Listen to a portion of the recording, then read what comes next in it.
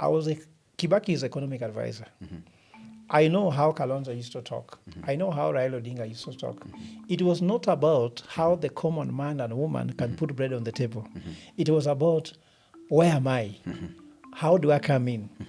The government is not in the business of generating money. It is not in the business of enterprise. It is actually in the business of consuming money. And of course, even how it has affected even So I'm asking you the businesses. question, before independence, Yes, okay. was there US aid? Not quite. The US is a 19 trillion economy. Kenya is $108 billion economy. So a 6.9% deficit is bigger than the Kenyan economy. So how's a budget deficit a friend to the economy? I'll explain to you.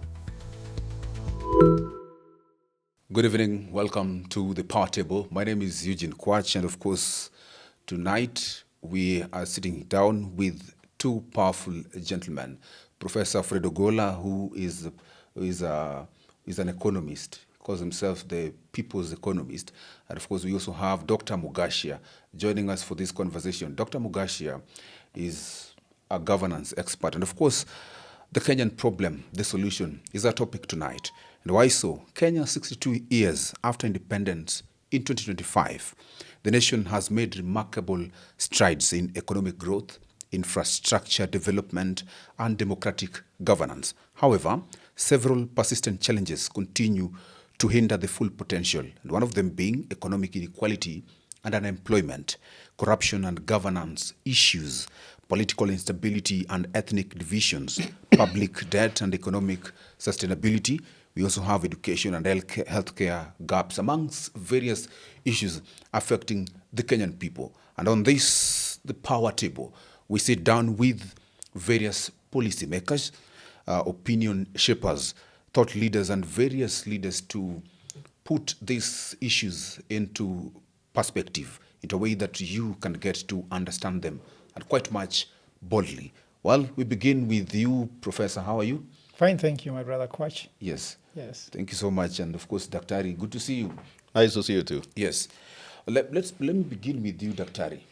When we talk about the issues that are affecting the Kenyan people, how do you assess our journey throughout as a Kenyan people thus far?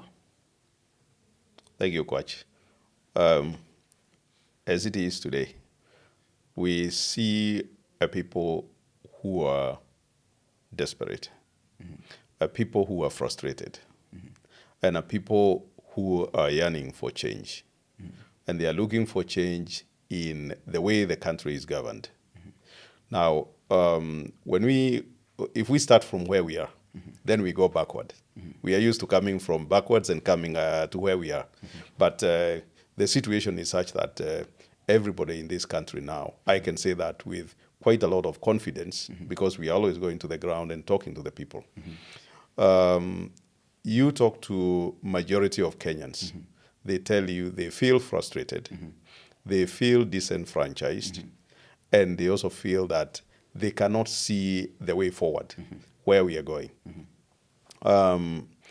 We started off, if we can go now, right back to independence, we started off on a very high note, where we were coming from independence.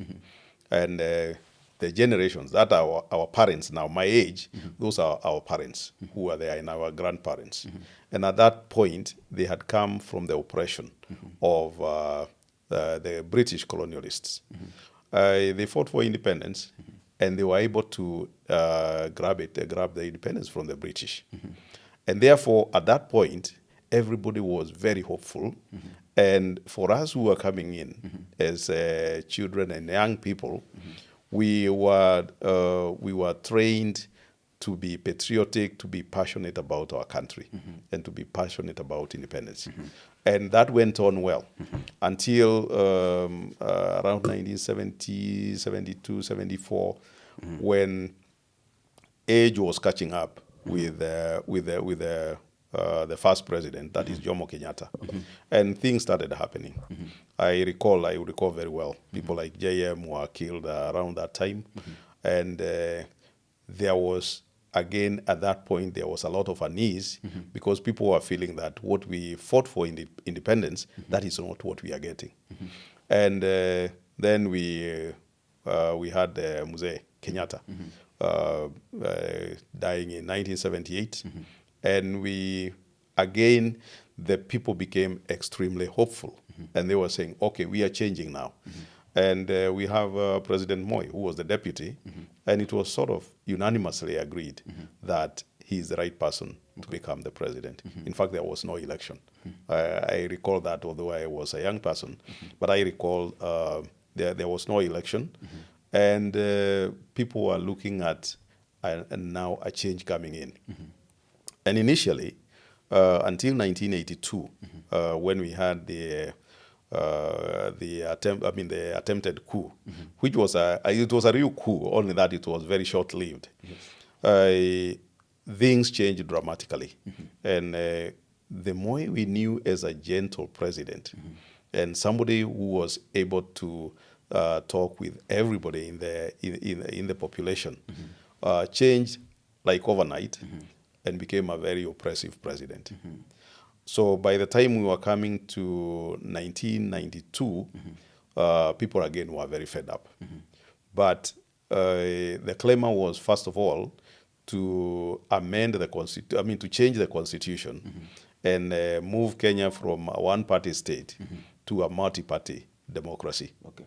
So that happened in 1992, and then again there was a lot of optimism that pushed us up to 1997. Of course, in 1992, Moi was able to rig the elections, and he became president.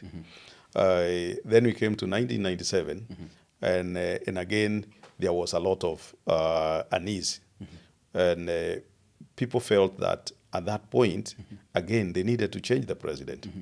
But because of the disagreement between the opposition lost. And Moi won with a very small margin. 30%. I think it was 30%, yeah. So but then there was no limit, like it is today, that is 50 plus 1. Yes. There was no limit that time. So even if he came in with a minority, it was the majority. It was the majority of the minority. Yeah. So he became president. And again, by that time, the economy was so bad, he really was unable. He was not able to change it. And and everybody again was very frustrated. Yes. That brought us to 2002. Yes. By which time I compare 2002 with what we have today. That people are feeling that this man must leave. Okay. But the good thing at that time is that we were coming to an election, and President Moi had finished his constitutional limit. Yes. So he had to come out either way. But the good thing is the people already settled, the opposition had learned, and therefore they put together one candidate. That was Moi Kibaki, okay, as the major candidate, and he won with a landslide. And then again, the hope went very high. Unfortunately, by the time we were coming to 2005, the opposition, the people in government, that is Raila, Kalonzo, and others, yes, they already decided that Kibaki was not keeping the agreement they had. But I would like to caution and say this. The agreement they had was actually an unconstitutional agreement because according to what we hear, there was something called an MOU, a Memorandum of Understanding, where Kibaki was supposed to appoint Raila, the Prime Minister. But that was not provided for in the Constitution, and therefore it could not be delivered. So in 2005, we had a referendum where the referendum was defeated, and that split the country into two, those who opposed the referendum and those who supported the referendum. And by the time we are coming to 2007 for the election, there was a lot of animosity. Okay. And what followed was a very tough time where there was post-election violence. The people who were defeated, they complained that the election had been stolen. Yes. And there was inter-community fight, mainly between the Kalenjins, the Luos, and the Kikuyus. Yes. And post-election violence is something that we don't even want to imagine that can happen in this country again. Okay. But finally, there was an agreement, and we went on to have the Nusumkate government between Raila Odinga, where he was made prime minister. But this time round, it was a change of an amendment of the constitution, which was led by Kofi Annan, and he was made prime minister. And that was the genesis of a very concerted effort to change our constitution to what we have today. Yes. So from that time, we have come with ups and downs. Okay. Kibaki did his part, and we know that economically, he is the person who really raised this country up to where Uhuru took over in 2013. Now, from 2013 to today, we have gone downhill. Okay. Because Uhuru did his part. He also made his mistakes. He was unable to work with his deputy, who is today the president. The deputy also made mistakes, because when you are somebody's deputy, you are supposed to be, you are supposed to work with your boss. Okay. But it doesn't mean that you become a lapdog, that whatever you are told you do. But then there should be honest disagreement, and also disagreement that helps in building the country. But what we know is that after the first term, the deputy, who is now the president, William Ruto, went into full-time campaigns. Okay. And so what I would say is today is that what we are seeing in the country is a rundown of the economy, as well as a breakdown of governance. It is accumulation of events that have taken place, particularly from the time Mwai Kibaki handed over power. Okay. There are a lot of disagreements and complete just full-time campaigns like what we are seeing now. Okay. This drains the resources. Okay. Public funds go to individuals, one, corruptly, second, unwarrantedly. That is something that is not budgeted and which is not necessary, like the campaigns we are seeing. Excuse me. Excuse me. And that has caused a lot of loss of public funds. Okay. Yes. Thank you so much. And it's one of the highlights that you've mentioned throughout as we talked about you assessing the leadership and the governance from 1963, since we got independence today, is in the Constitution. And some of the questions actually and people that have been talking about, is an issue people have been talking about, is to relook into the Constitution again, so that we can make the Constitution to fit what they want today. And let me just pose this question to you. If you look at the current Constitution that we do have, does it have all the requirements? Can it make actually us to have, and actually can it even promote governance, accountability, and the democracy that we need? Or is it that we need to change it? And if we need to relook at it, what do we need to relook at? Let me just come to you, Mugachia. I'll come to you, Professor. Thank you. The first thing is we need to work on priorities. The Constitution that we have, I've gone through it many times. Okay. And other people have gone through it. Even Professor here has gone through it. The Constitution covers a lot that is required to ensure good governance. Okay. Our Constitution is not grossly deficient. If you look at it, first of all, it gives all the sovereign power to the people. Okay. So we the people are supposed to make decisions. Then it delegates some of the powers to our leaders. So that and the leaders that are delegated a lot of power are the representatives, that is Parliament. Okay. So that if the president does not function, then parliamentarians are supposed to impeach the president. So when you go to the economy, it gives priority to service to the people and development. So when you see the president pick money and lots of money to go and give people, to go and prepare for him to launch projects, that is not people service. That is misuse of public funds. Okay. And finally, Yes. the Constitution talks a lot about human rights, Okay. and in the Bill of Rights. And it is very clear that a lot of things that are happening today, they are contraventions of human rights. Okay. Yeah. Okay. So our Constitution, in short, is sufficient to give us paradise here in Kenya. It is sufficient. It is sufficient. Okay. Quite interesting. But it has some things like what we were pushing as CCM. Yes. That we need the people to be able to recall the president. Okay. That is an area that we would need to look at. Okay. We stopped it because, sorry, Kidogo. Okay. Sorry, just a bit. We stopped it, we put it on hold because it requires the IEBC to be functional. So we are waiting for IEBC to be functional, and then we will work on it. So the issues we've been talking about, or some of the ones that you've pointed out that we are facing in Kenya, are we facing them because, will you term them as an economic crisis or as a leadership problem? The issues we have are both. Both leadership, leadership and governance, and economic. Because the economy cannot thrive where leadership and governance is bad. Okay. And leadership and governance will find it difficult to thrive where the economy is very poor. So the two are actually connected. Okay. But the main issue is that one thing that is certain, the economy cannot thrive when leadership and governance is bad. Okay. Quite interesting. Now, this is where I bring in Professor.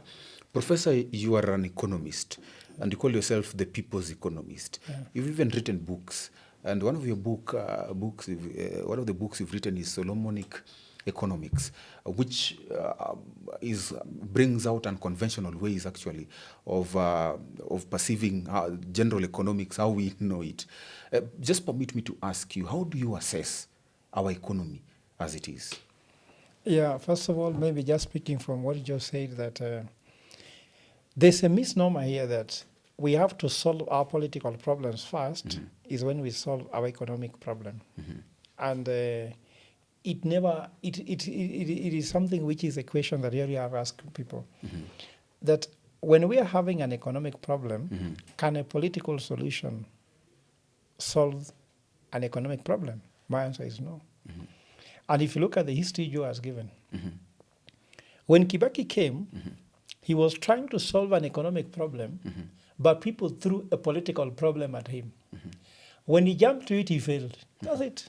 Simple. The economy was doing well under Kibaki. But when other people came with self-interest, you promised me this, you promised me that. We had an MOU, we had an MOU this. Then the MOU became the most important thing. And that's why I feel saddened when some people tell me that they have Kenya's best interest at heart. I get so disturbed because I was Kibaki's economic advisor. I know how Kalonzo used to talk. I know how Raila Odinga used to talk. It was not about how the common man and woman can put bread on the table. It was about, where am I? How do I come in? What is my interest? Will you promise me? But he never knew Kibaki also promised Kenyans a turnaround of the economy. How would a president, who is the most respected president in the history of Kenya in economic turnaround, struggle to win a second term? Have you asked that question? Look, if you look at other presidents, the economy was suffering when they are looking for a second term. They got it easily. Uhuru got a second term when economy was not too much to be proud about. I heard today Mudavadi saying that nobody can beat Ruto when economy is not working. So it tells you simply that we are having leaders who have misplaced priorities. So let me go back to how the economy is performing. One thing which you want to know how the economy is performing, you, as people's economists, talk to the people. First, I'm a businessman too. I've done business. Talk to lawyers. Lawyers will tell you, in the history of Kenya, we have never reached a point whereby we are doing what is called recoveries. You know what recoveries are? Where someone bought a house through mortgage, and now he can't pay it, so the banks are looking for how to recover the houses, and they're auctioning people's houses. While we have a president who is building houses for people. Now, numbers don't lie. There's what called non-performing loans. We have reached the highest peak in the history of Kenya at 16%. 16% of all loans in Kenya, 16.1 actually percent, are non-performing loans. That's a whooping 640 billion shillings of loans that cannot perform. Now, if you're a banker, you're worried, isn't it? Now, what happens if there's a high non-performing loans? Banks have to give what is called, have to do provisions for debt, isn't it? Even provision for losses. Now, what banks do? They go to tell their credit collectors to start selling people houses. So let me ask you a question. Suppose I'm a president who tells you, I'm going to deduct some of your salary from your pay slip to build for you a house when you are running a mortgage, already you have a mortgage, and by taking some money from your pay slip, you cannot service a loan, then the bank comes to sell your house. And I'm building for a house which you don't know where I'm building it. It doesn't exist. You don't know. You don't even know whether you'll see it. So the fundamental of the economy, one, is non-performing loans. Secondly, inflation. The Kenyan inflation is 5.1%. Okay. I've heard people saying they have been brought down. No. The inflation has come down from a peak. They picked us somewhere here, they took us the peak, then we have come just halfway the peak, but we are not yet reached where we were. The best way in life is that leave things better the way you found them. So if the first president left Kenya better than the way he found it, then the second president left Kenya better than he found it. Not eat it until now you are leaving it dry. No. So you left inflation higher than you found it. Okay. So you can't say you brought it down. You picked it, you took it to the peak, then left us somewhere, not where you found us, but somewhere worse than where you found us. Okay. So the inflation doesn't work. Okay. But the best way to answer your question, let us go to what are the main enemies to the economy, and then I have to explain to you how are they being tackled, okay, and then how do I suggest they should be handled. Okay. First, the main enemies of the economy are three. One is inflation. Two is interest rate. Three is exchange rate.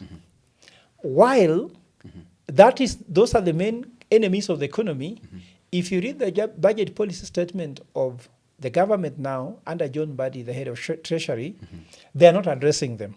They're addressing the friends of the economy. If you heard John Mbadi carefully, he has been saying, I have worked so hard to reduce budget deficit. Have you heard that? And all members of parliament don't understand what budget deficit is all about. Budget deficit is a friend to the economy. Let me tell you this for sure. What do I say so? In business, we say, if you make money with people's money, you are a lucky man, isn't it? If you go to Uhuru Kenyatta's family, you'll see they borrow money. Why should they borrow money? Because it's better to make money using people's money. Let me also cut you a bit short, but you're going to continue, because Mbadi also said that he talked about corruption in the Kenya. And of course, he also mentioned that those people who are stealing public funds should actually use the money within. Yeah, I hope maybe you're going to... Yeah, I'm going to tackle that. So, first of all, yes, they are tackling the things which are not the friends of the economy, yes, while they are very friendly to the enemies of the economy. You understand? Yes. I've done data from the year 2001 to 2021. There's a high positive correlation between a budget deficit, isn't it, and economic growth. Now, let me give you the numbers. The US, the deficit to the economy budget, isn't it, is around 6.9%. In Kenya, it is 3.1%, which means that the US is higher than Kenya. The US is a 19 trillion economy. Kenya is a $108 billion economy.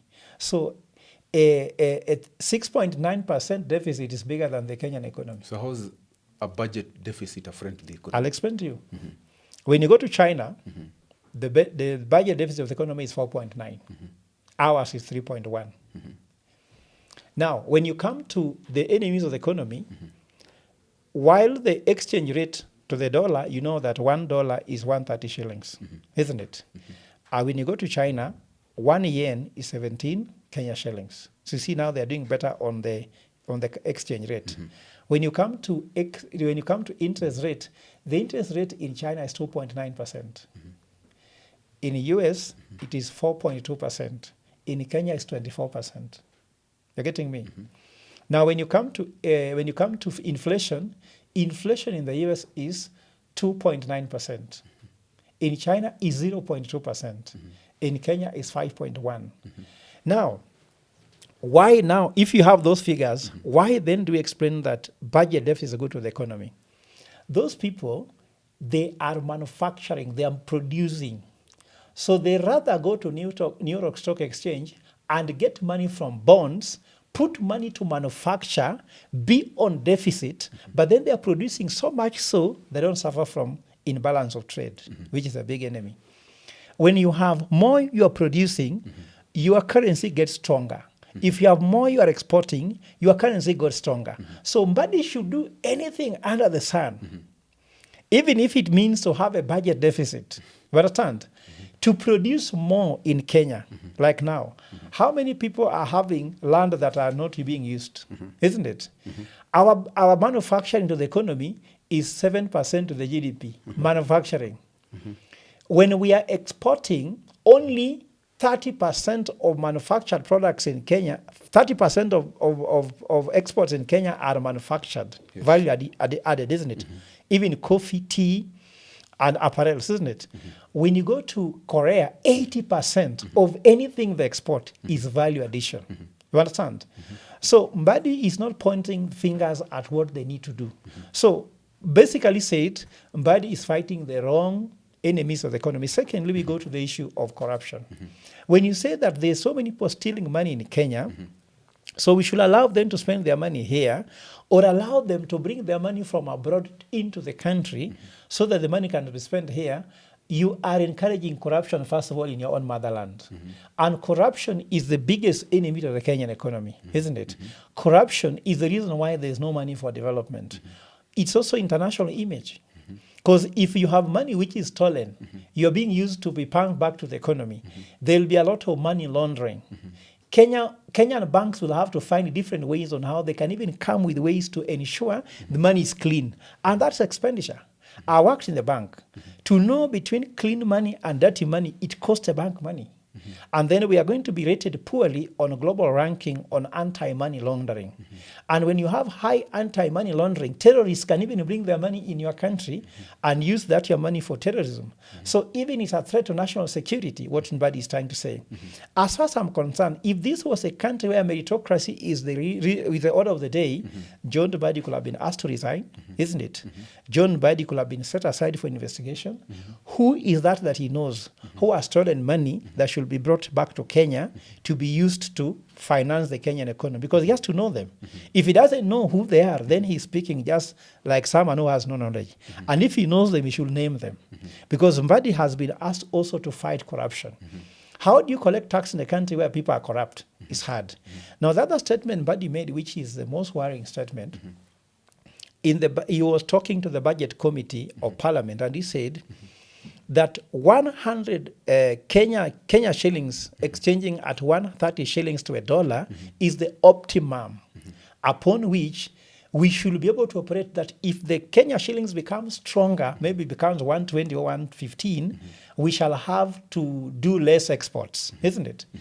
I think it shows incompetence, because if the dollar is 130 to Kenya shillings, Americans are exporting more than us, isn't it? Yen is stronger. The currency in Japan is stronger. UK pound is stronger. They're exporting more than us, isn't it? So we cannot tell us we need to weaken our shilling so that we can export more. But what is the formula? The formula lies in manufacturing. You see agricultural activities which are lying. If you go to area, you go to Moranga, you go to Nyeri, you go to Homa Bay, you go to Migori, you go to Siaya. There are a lot of fallow land lying there that you can even just plant avocado and export. When you have more exports, When you have more exports going out of the country, Yes. your currency is under high demand. Okay. You understand what I mean? If you're having more things going outside the country, Yes. other countries will want to buy your currency so that they can use that to import Okay. their own what? Products. Okay. So once they're able to buy, to want, when your currency is high, is under high demand, Yes. the strength of your currency becomes stronger, Okay. and actually that ends up in boosting other things. For example, when your currency is stronger, Yes. your inflation goes down. Okay. When it is stronger, you find your interest rate also is doing well. Your loan repayment, for example, if we were having a dollar at 90 shillings, you might find that our loan stock will also go down even without paying. Okay. Before So we there's talk- a lot of advantages Yes. of having a strong currency than disadvantages of having a strong currency. Okay, we'll come to the solutions, but there's a critical issue that you've actually mentioned. Maybe Yes. our viewers will be asking themselves actually, that when you talk about a budget deficit being a friend to the economy, yet we have seen of budget deficit prompting the government actually to borrow more from other sources. How is it then? How do you make it? How do you No, position? budget deficit, Yes. borrowing is not the problem. Okay. The issue is that this money is being borrowed. Where does it go? Since William Ruto became president, he has borrowed 11 trillion shillings, isn't it? Is there any major program, project? CBC is stuck with cash, isn't it? So education sector is suffering from cash. Health sector is suffering from cash. Pending salaries, pending bills. You know, as an economist, you either have low pending bills and then you borrow, or if you borrow, you should pay all the bills. Okay. Because, for example, Kwach, Yes. let's say you have a business Yes. and you're borrowing money to pay your staff. Yeah. You're borrowing money Yeah. to purchase goods you want to sell, Yes. isn't it? So you should not be telling us you have pending bills you have not paid, yet you are borrowing money to pay the things you need to pay. Doesn't make sense. Okay. So money is going into corruption. That's why John Buddy is saying Yes. now they want to bring them back. Okay. Has it been advised by the people stealing money in government to find a way in which their money can come back, because we are realizing other countries are suffering? So as far as I'm concerned, Yes. budget deficit is not an enemy. I've told you. Okay. The US economy is much bigger, Yes. and they have a bigger budget deficit. And data shows, even businesses we run, Okay. if, for example, you want to do a business, let me just give an example. For example, you want to build apartments in Nakuru, Yes. isn't it? If you put 20% of capital to set up an apartment, the bank can put 80% to build that apartment, isn't it? Your ROI, isn't it, could be very high, Okay. but your ROE, let's say return on equity, will be low because you have put just 20%. Okay. But you'll make a business profitable. Okay. So between going to a business where you need to put 80% of your capital and then somebody puts 20% of the capital to make a profit, Okay. and a business where you need to put 20% of your capital and somebody puts 80% of the capital to make business, you'll discover Okay. it's easier Yes. where the low entry, Yes. the entry levels are lower by putting less capital, Okay. and you can still make money. So as far as I'm concerned, Yes, Professor. it is more profitable Yes. that Kenya operates in an environment whereby if we must have a budget deficit, Yes. we must have it to ensure we have better productivity, Okay. low inflation, Yes. low exchange rate, Yes. so that money can actually come to the economy and the rest. And last statement about John Buddy, then I close. No, sorry. Yes. In a second. I heard him say Yes. that he is lowering the interest rate in Kenya so that Kenyans can have money in their pocket, isn't it? Now, as of today, Okay. I've checked, 19 million Kenyans are on CRB. You understand? That is 66% of adult population. So these 19 million people on CRB, even if you are to lower the interest rate to 0 or negative 2%, how can they get a loan? So what I'm trying to say is that the policies that they are making in the macroeconomic environment Yes. do not match the microeconomic environment. Okay. And instead of speaking from Treasury, Yes. they just need to walk around Moi Avenue, Kenyatta Avenue, or Koinange Street, and ask business people, how is the feel of the policies they are making on the Ivory Tower? How is the shopkeeper doing on the ground, Okay. so that people can tell them what's going on. Okay. And I believe that if we ensure that we put economy first to solve economic problem, we're better off than trying to solve the political problem before we solve the economic problem. Okay. I'll ask you to tell me your solution, because you said you have a solution. But before that, let me come to you, Daktari. And Dr. Mugachia, we have had quite a number of conversations which I've heard you talk about Kenya, like a Singapore, and just a new Kenya, a better Kenya, in terms of when you talk about economy, talk about governance structure. And when I get to look at countries like Singapore that have smaller governments, the level of poverty is quite low. And my question is this the way? Could this be the way for Kenya? And even talk about the constitution. Do we now change even the constitution to ensure that we have a leaner government? But again, how would we ensure that we have a smaller government, but which is quite productive and impactful to the Kenyan people? Thank you. I think before I answer that question, Yes. let's put it this way. Professor has talked about politics and the economy. And there is leadership and governance, which is more technical, while politics is more about people, resources, and power. So what Prof is saying here is that politics, if you try to solve economic problems with political problems, then you cannot get an answer. You actually make it worse.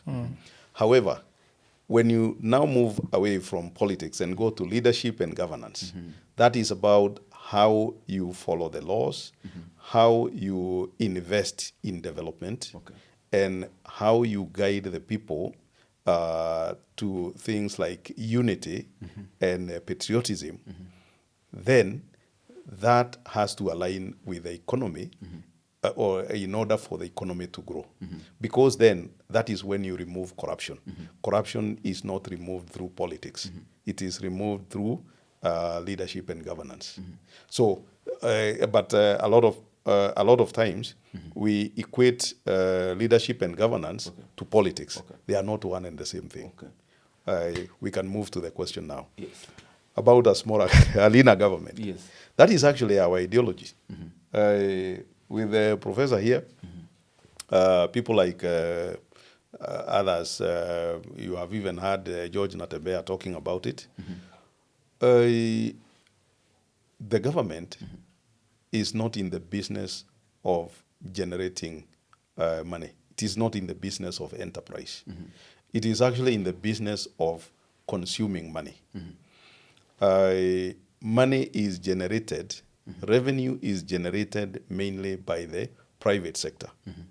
So you need to have a very, very lean government. And that is what all progressive and successful governments, that is what they do. When you come to Kenya, even without corruption, just remove corruption, we have a very high level of inefficiency. I always wonder when I wake up in the morning and I want to go to across town to Kilimani, for instance. If I have a meeting at 9 o'clock, I have to leave home at 6 o'clock. And when I leave 6 o'clock, I will arrive there in the next 15 to 20 minutes. So I have 2 hours that I don't know what to do with. And I might not even utilize. If I make a mistake of trying to leave to arrive on time, and I leave at 8 o'clock to arrive at 9, I will arrive at 11 o'clock. So I even miss my meetings. Now that is one person. Imagine the whole population in the towns, and particularly Nairobi and Mombasa. Nairobi, Mombasa, Nakuru, Kisumu. That is what we are experiencing. That is one.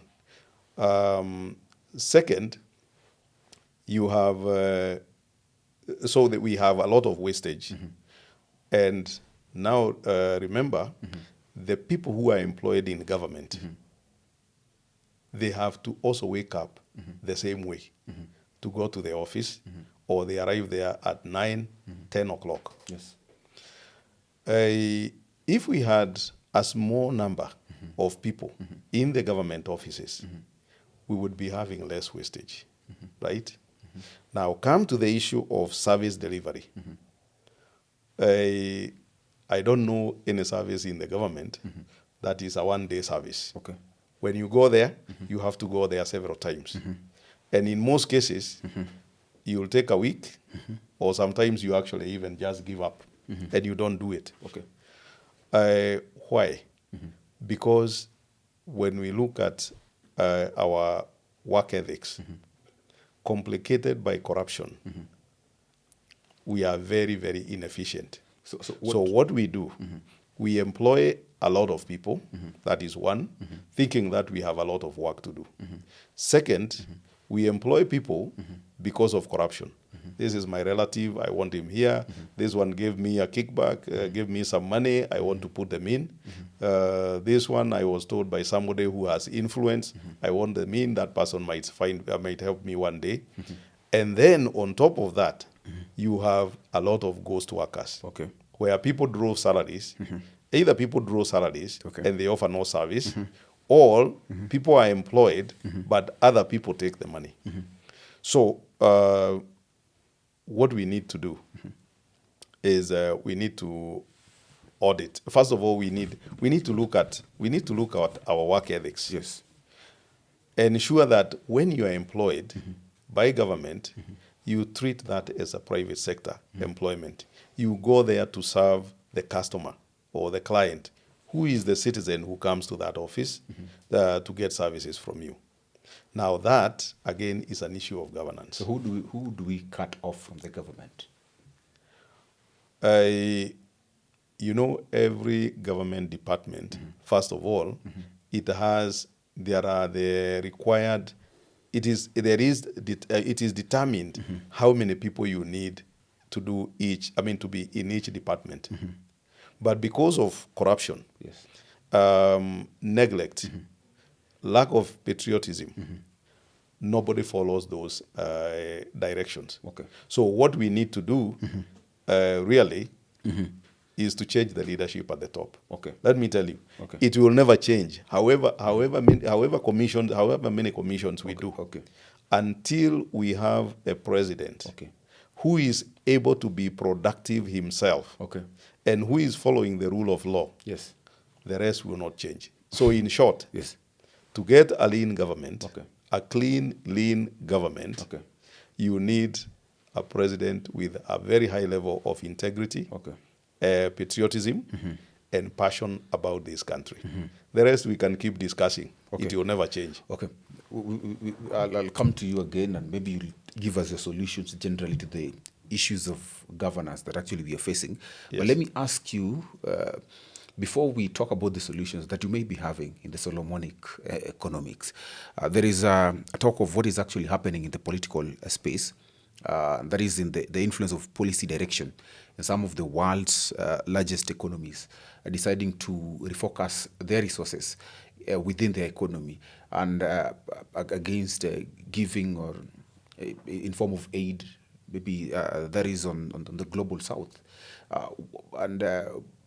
We'll be talking about things like USAID, donor, and especially African country. It is, I think, in Asia and such continents. I don't know what you think about this specifically, about this policy direction for such countries deciding to now refocus their resources on the economy and not to give in terms of aid and donors.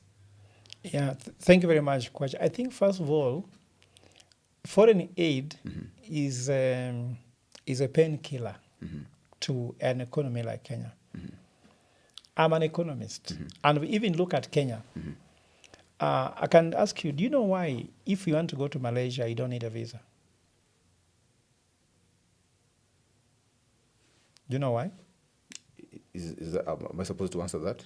Yes, I'm trying to tell you there's a reason. Okay. When we used to have county council governments, not those county council of Kiambu, Meru, and the rest, they used to generate money that they could borrow the national government. And President Moi gave $5 million to the government of Malaysia when they were in trouble. And with that help, when Malaysian government was in trouble, Yes. Malaysia will never give us Kenyans to take a visa. Okay. Ask Uganda, they pay for a visa. Okay. Ask Tanzania. Which means that we were actually economically sufficient. And let me take you again to our traditional relationship. When you're managing our economy using the kinship system.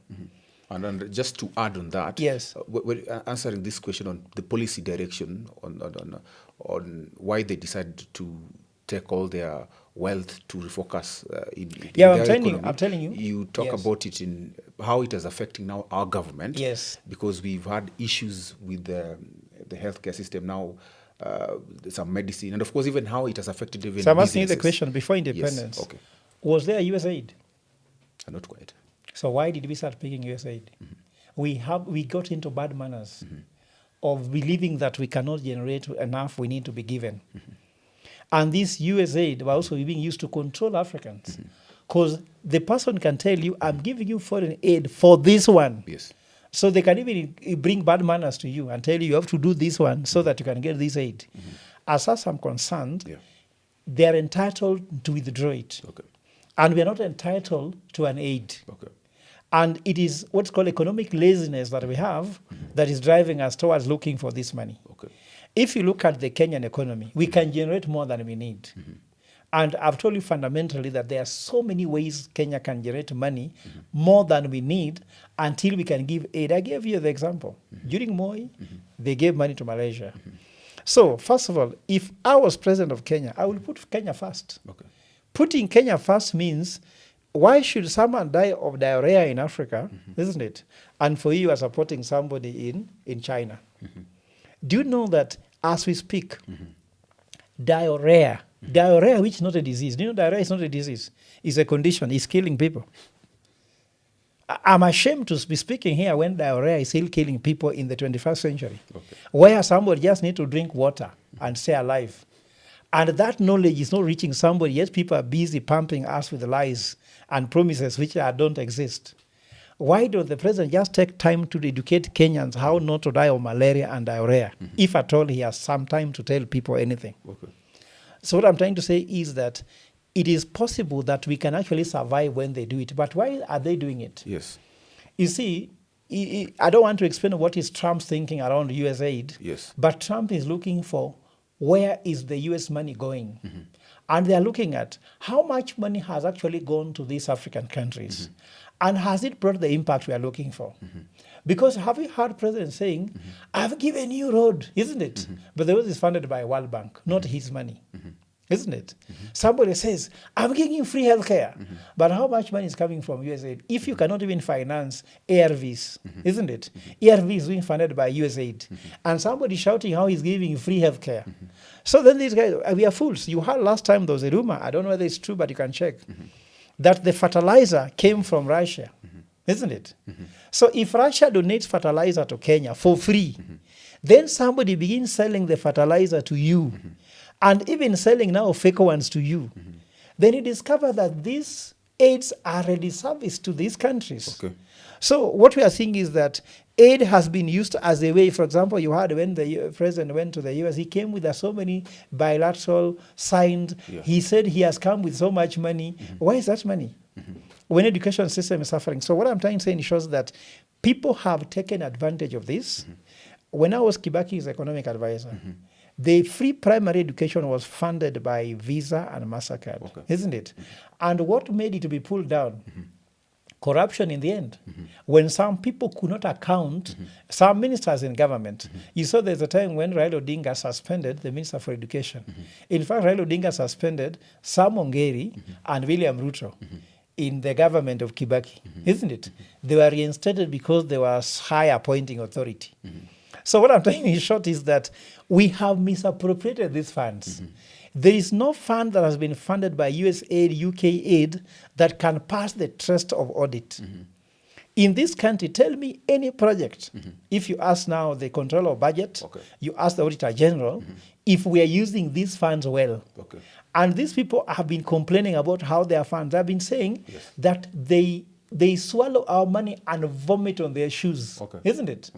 So what is happening is that it has brought a bit of less of a lack of accountability. But let me just try to explain what I think is the economic solution to this. Yes. You ask Joe, Yeah. how can we get to Singapore? Singapore went to Singapore with Kenyan playbook written by the founding fathers of this country. They went there by realizing that when you have a lean government, then you have a clean government. Okay. Clean means that you can have strategic partnership with the people who want to do clean business. Okay. Then lean government means that the government expenditure is not very high, Yes. taxes are lower, Okay. then money can go into development. Okay. And of course, we must produce. Okay. We cannot be in a country whereby we have a president who is thinking about two things only, Okay. taxation and borrowing. Yes. They don't work. We need to produce. We need to make private sector more vibrant. Give the private sector the enabling environment. Okay. A government is not efficient in doing anything. In fact, if you ask one of the scholars economics, which is a Nobel Prize winner like Douglas North, he says, Yes. a government was not born to be efficient, Yes. is not meant to be efficient, not be efficient. So the less business you do in the economy, Yes. the more the economy is efficient. Okay. Like now, you ask me, if you want to do anything, there's 10 steps, Yes. and some of them are repeated. Okay. Like someone asks you, can you bring for me these documents, which you gave him in step 1? Okay. And now in step 2, step 10, you have to repeat what you did in step 4. Why are we doing too much paperwork for nothing? So as far as I'm concerned, Yes. economy is very simple, Okay. but we do not have competent people to run economy. Okay. And when we shall have them, Singapore thrive on meritocracy, or they thrive on integrity, isn't it? And also Singapore thrived on simply ensuring that they are very practical. Okay. Like now, some solution we are offering, you are building for... I'm coming to the solutions. Yeah. I'm just coming to the solutions. Let me just come to you, sir. And let me just ask you, because of time, there is some issues on governance, and actually what is generally happening. I'd wish if you could touch a bit about them. Now that you've mentioned about initially our country, Kenya, when it began, people were actually told and asked to be very patriotic.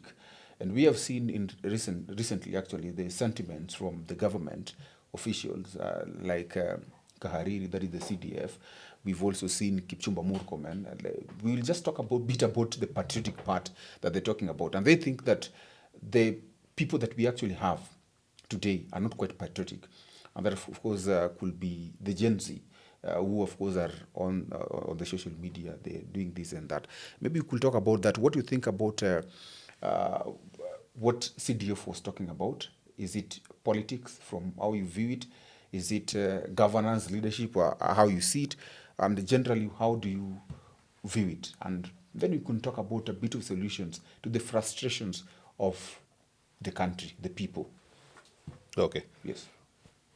That's a very interesting. The CDF issue is a very interesting issue. Okay. But it is not in a vacuum. First, I started by saying that one of the biggest problems we have is that the government is not working. There is only one person who is working and working wrongly, and that is the president. Okay. He has taken everything, Okay. and he's the one who does everything in all the ministries. The question you asked is that for us to make progress, we must make the government structure work. And we have the structure. We have the ministries, we have the directorates, we have the departments, we have everything down to the smallest. But the president is taking everything, and he's doing it himself. The president is supposed to stay at State House and leave the people he has delegated work to. That's from the CS down to the Nyumba Kumi. Leave them to work. That is what he's supposed to do. Okay. Now, we are okay. Actually, we are very worried. Those of us who, including him here, those of us who are looking at the problems we have in governance and how they are frustrating the citizens, that the citizens feel we are hostages of our own leaders and our own civil servants. We can't do anything. And the citizens have been pushed to supervise the government. And when they do, like the agencies you have mentioned have done, the government comes down on them with a hammer, kills them, arrests them, beats them up, and all that. And that is a lot of frustration. Now, what does that lead us to? This country, people have understood that sovereign power belongs to the people. And they can exercise it directly or indirectly. They have done it indirectly and given to the elected leaders. Okay. But the elected leaders have been captured by the executive. And they cannot do anything. They cannot impeach the president, or they are not willing to impeach the president. And then from there, the executive wanted again to capture the judiciary. And you remember they wanted to remove the Chief Justice. All these people are not, all these things are not lost on the people because they can see that they have no recourse. The people they delegated responsibility to are not being allowed to work by the executive. Now, the military does not live in space. It lives in the same political environment. And if you read the Constitution and the KDF Act, what is the work of the military? The work of the military is to safeguard, guard and safeguard our sovereignty and our territorial integrity. Okay. Those two things. Okay. Now, forget about the territorial integrity is about external aggression. Okay. So that one right now, we don't have a problem except with El Shabaab. And that one they are handling. Okay. Now come to sovereignty. What is involved in sovereignty? It is the mandate or the authority of a people or a nation to govern itself. Okay. Now, when I look at what is happening, the military is observing the citizenry, looking at the governors, that is the executive and the legislature, and seeing that these people are not giving us the service that we agreed on. And they have been asking, they want it. Okay. Now, we have reached a point, like when we were with the Gen Zs, when they were saying, Ruto must go, and we go to State House and kick him out. Okay. Now, that is unconstitutional. Okay. You are supposed to do that by impeachment. Now, the CDF came in and said, in my understanding, and according to what is in the Constitution, that you are the people who give us the commander-in-chief. Okay. And you are complaining about the commander-in-chief. Okay. If you want to give us another commander-in-chief, please use the Constitution and follow the law. Okay. Those there are only two things in the current circumstances. Okay. Election, which is in 2027, impeachment, which can happen anytime as long as the citizens are able to get parliamentarians to do impeachment, or the parliamentarians decide to impeach. Okay. So that's basically what I understand. And that is not politics. Okay. That's quite interesting, and thank you so much actually for that. Perhaps because I asked you that because it touches a lot of on a lot of issues actually, and on the very fabric of our leadership and governance structure. When Kahari talked about the CDF, because it's the first time we are hearing CDF talk in such a way, which was quite controversial, whether it's political and how generally it is going to affect us forward. Let me just give you a moment to tell us now, what is the way forward? In few words, because of time. Before he says way forward, I have a serious disagreement with him. Because he can't give a way forward before he has a counter. Okay. In normal discussion, normally you have to be given a counter so that you can give a way forward. As far as I'm concerned, the CDF is insensitive by saying, you gave us. He's a Kenyan. He goes through the same thing Kenyans are going through. They are given a chance to vote as well. He's heading a military which has people who are also suffering in the hands of this administration. They were promised a salary increment. They have not been given. And he's their boss. Secondly, in I had the issues about meals and cafeteria allowances, which military people were complaining about, and it was in the papers. Why was it come to the papers? If he was having a commander-in-chief whom they obey like we should obey, why were they complaining that these have been withdrawn? Why was the president going to put in public what the military receives? It means they also have their own internal wrangles. So if also have hours with him, there should be no problem. Thirdly, which for me is the most important point here, is that the fathers of the Constitution did not foresee what we are seeing. They didn't foresee a situation whereby the president will completely emasculate parliament. The parliament can be impotent to do what they need to do. So that our frustration when we say Ruto must go, we have discovered that whether you try through parliament, you try through court, you try through where, the common denominator is one person. So our shouting is that then what is important in this conversation is that when we say Ruto must go, it's not that we are saying we are going to go to State House and overthrow him. We are simply giving a clarion call. And this call should continue until the last day when it has happened. Just like we are saying, Jesus will come back, isn't it? It's been 1,000 years, we are still waiting. Jesus will come back. When he will come back, we will actually eventually be liberated. That's what we are saying. So he must go, will continue. Even if I die, my children will shout. If he doesn't go by the time I'm dead. Okay, Ogolla. Let me just give you a chance to now tell us what is the way forward. I was avoiding politics. No, that's not politics. This is legal, by the way, because it's through the Constitution, which actually gives the powers to the CDF. And the CDF crossed the line by talking something political. That's okay. What is the panacea to the issues of governance and leadership in this country? Now,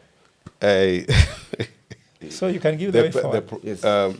The president is elected by the people and is oversighted by parliament.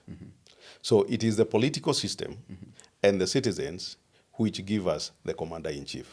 Because automatically once you are elected president, according to the constitution and the law, that's the KDF Act, you become the commander-in-chief. So the CDF is right in saying, you gave us the CDF. That is the CDI. CIC, commander-in-chief. So that is in the constitution and is right. Now, how do we move from here? Kenyans are very bitter about the statements of the CDF. What I would like to advise Kenyans is let us take our responsibility as a citizenry and impeach the president. Then we have a new CDF. That's done. CIC. In 30 seconds, the issues generally in our governance. Now, for the issues of governance, 30 seconds. For the issues of governance, it is very simple. We have the wrong president in office. We must change our way of electing leaders. When you look at the history of a person, you must align that history to the position the person is looking for. So in determining who is our next head of state, we need to look for people with integrity and people who have a history of performance, a history of patriotism, a history of honesty. Economically speaking, you're an economist in this sitting. So what is the panacea economically to the issues that are facing us as a citizen? First of all, I want to tell Kenyans that let us reject anybody giving us a political solution to our economic problem, because Kenyans are seriously oscillating towards 2027. You are resigning to the fate that our problem will be solved by 2027. We had the same aspirations in 2022. We also had them in 2017. We also had them in 2013. We also had them even earlier than that. Politicians like discussing politics, so they put politics first by telling you, let us solve our politics first before economic problems. But let me tell you what, The political solutions can wait to 2027. The economic solutions do not have to wait because we have no cycle of economics. Economic cycles are in quarter one, quarter two, quarter three. Because if you're working in the bank, quarter one targets are on your head. If you are a family member, you have to pay rent at the end of the month. Why are we waiting for 2027? Does rent wait to 2027? So we have an economic solution, which are model Solomonic economics, on how to create commercial communal enterprises that can create over 200,000 jobs per county. So Kenyans, when I am ready, I'm drafting the bill now. When I'm ready, I'll present the bill to you. This time, let us go to the street, not to reject, but to accept a bill. And anybody talking about political formation, telling you wait for 2027, telling you let us organize, you might not actually succeed to organize and take that power. And then again, you start telling us, because I think we were told, wait. Wakishangi office will tell you, wait, we are still sorting out the economy. It won't be sorted. Let us have ours now, so that as they have ours, wait, because I'm telling you, IBC, selection panel, is going to appoint 9 people who will be spending 66 billion shillings to hire 1,882 people. Then for you, the remaining 53 million Kenyans, you'll be watching them as they tell you to wait. They increase their salary. They continue living large as you wait. So let us not wait, because our economic solution is right now. And that solution is Solomonic. Thank you so much, Professor Ogolla. And of course, we also have Dr. Mugachia, who are joining us on this conversation on the power table, where we get to invite and sit down with policymakers, opinion shapers, thought leaders, and various leaders to help us actually analyze some of the issues that are affecting the Kenyan people. Well, tonight it has been a great conversation. The topic has been on the Kenyan problem, the Kenyan solution. Well, till next time, my name is Eugene Kwach. Thank you.